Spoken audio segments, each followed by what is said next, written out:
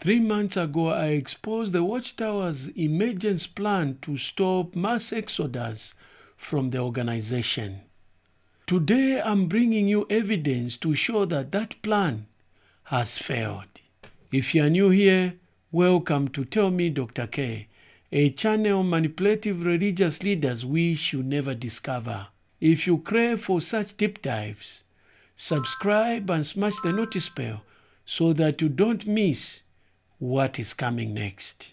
It's reported that more than 2 million Jehovah's Witnesses have left the organization in the last decade alone, 2015 to 2025. Thousands of elders are resigning.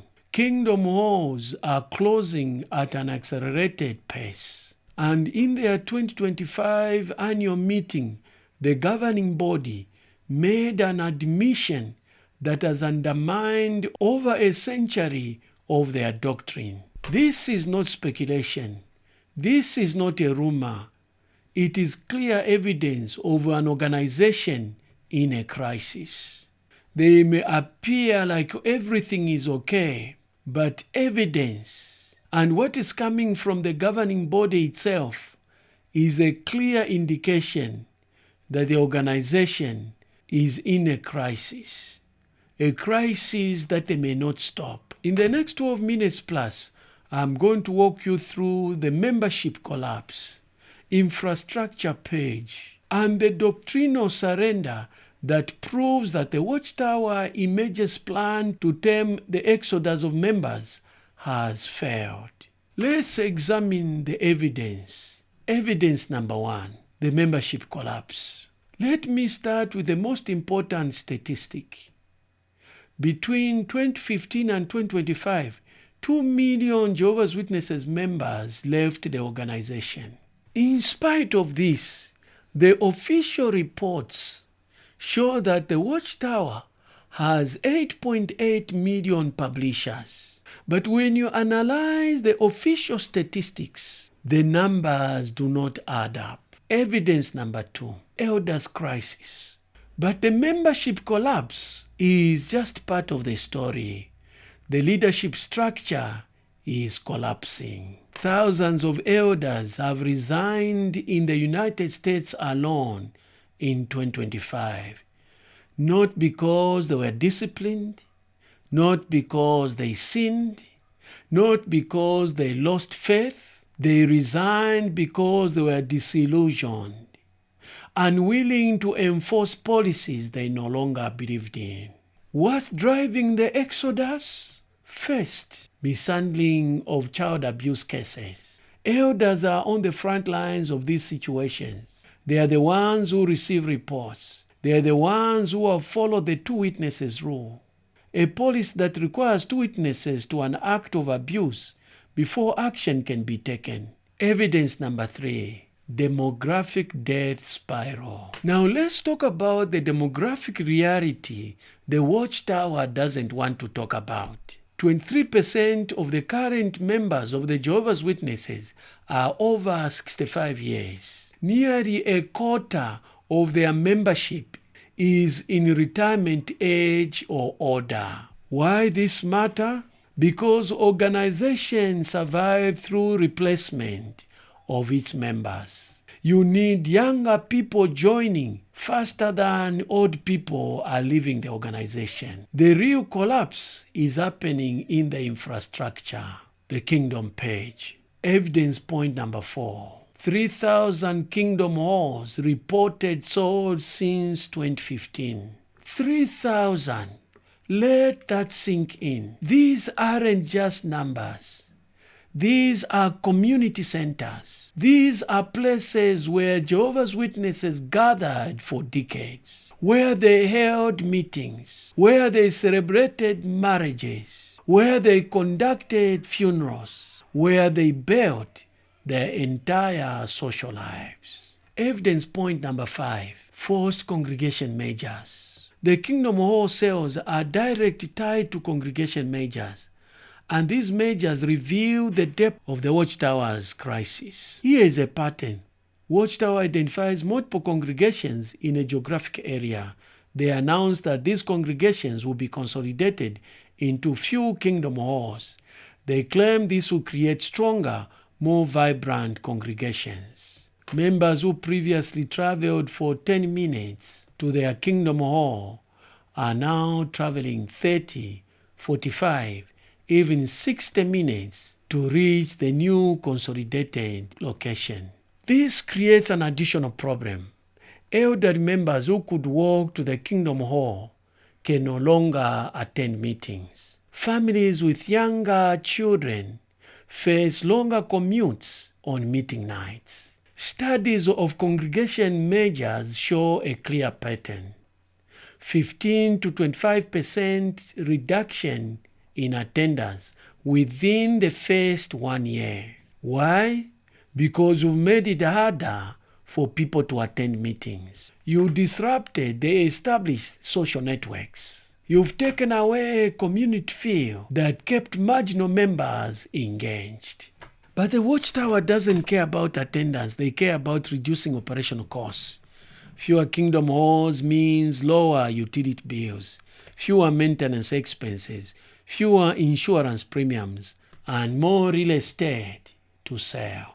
Members are told that this is about spiritual strength. The financial figures tell a different story. Evidence point number 6, Bethel service restructuring. Now let's talk about what is happening at the highest level of the organization, Bethel service. For over a century, service at Bethel, Watchtower's headquarters facilities, was considered a pinnacle of Jehovah's Witnesses' life. Young people applied to serve. They committed to lifelong service. They were told they were part of Jehovah's Witnesses' earthly organization at its highest level. In 2025, the Watchtower changed the rules. Bethel service is no longer a lifelong commitment. It's now structured as temporary assignments.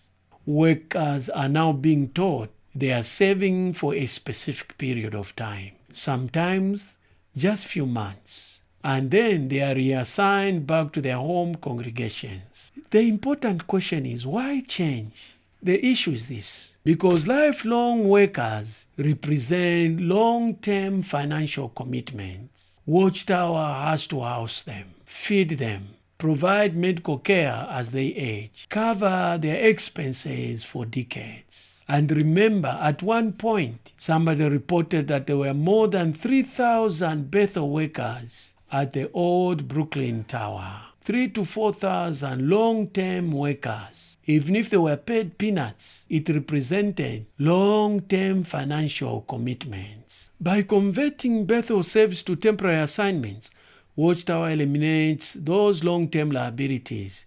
They get the labor they need without a financial commitment. The infrastructure is collapsing. The leadership is resigning. The buildings are being sold. But none of this compares with what happened at 2025 annual meeting, the Doctrinal surrender. Evidence point number 7, Armageddon delayed again. Perhaps you are saddened by the possibility that the end of this system will not come in your lifetime. That's it. The admission. They've been wrong again and again and again. 1914 wrong. 1925 wrong. 1975 wrong. Every generation taught the end is near. Every generation taught sacrifice for it. Now in 2025, sorry, maybe not in your lifetime. You were taught to give up school. You were taught to give your life to a cause without a retirement plan. And the answer is, we are imperfect. No apology, no restitution, just a shrug. Now, if you are not familiar with the Jehovah's Witnesses doctrine, let me explain why this matters. For over 100 years, they taught that Armageddon was imminent, meaning it could happen anytime, right around the corner, coming in your lifetime itself. And Jehovah's Witnesses believe in Armageddon, the final battle between God and all wicked humans. They believe it'll happen any day now. Armageddon is a battle. It's a battle against the forces of darkness, and the only way to be saved is to actually follow Jehovah and adopt our interpretation of the Bible. That's essentially it. They use these agents to motivate everything. The door-to-door preaching, the rejection of higher education, the sacrifice of careers and families, the shunning of those who live. The message was clear: accept this or you'll be destroyed forever at Armageddon. There is no second chance. Look at these quotations from their publications. 1975, there are only few years left before Armageddon. 1985, this generation will by no means pass away before Armageddon comes. 2010, the end is closer than ever before. Every single prediction was wrong, but they kept the agents alive because agents drives compliance. They've just removed the agents that has driven the organization for more than a century. It reminds me of what a young man, Tulani, in a drama said. Here is a clip. Did you get a chance to read the links I sent you? Of course I read it. And? It's exciting to think we could be so close. And when you watch the news, you realize it could be any day now. What's all the excitement? The cry of peace and security. Thanks again for sharing. See you. Tulani, remember Jesus said, no one knows the day or hour. But he said we should keep on the watch.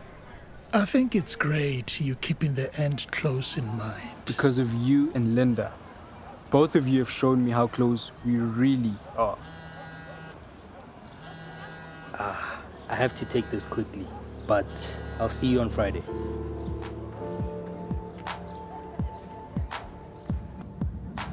I saw what was happening in the world, and you both helped me put it all together. We just want to be sure you are focused on the right things. We can all start thinking too much about when the end will come. But I'm just being alert. Isn't that what you taught me to do? Alert is good. And if the end is really so far off, why did I need to change my life now?